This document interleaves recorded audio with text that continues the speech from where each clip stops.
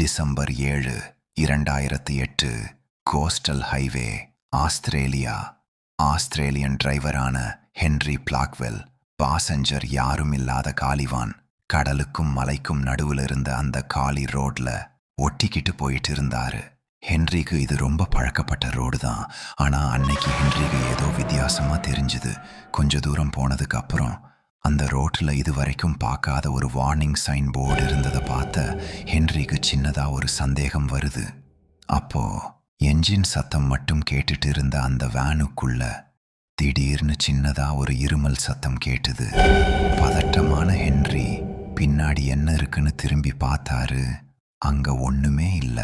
ஆனா அதுவே அவரு கண்ணாடியில பார்த்தப்போ அவரு பின்னாடி இருந்த சீட்ல யாரோ உட்கார்ந்து இருக்கிற மாதிரி அந்த சீட் அழுத்தத்தோட இருந்தது. ஹென்றி பயத்துல வானா வேகமா ஓட்ட முயற்சி பண்ணாரு. அப்போ அவரு அந்த கியரை மாத்தும் போது வேன் ஆஃப் ஆயிடுச்சு.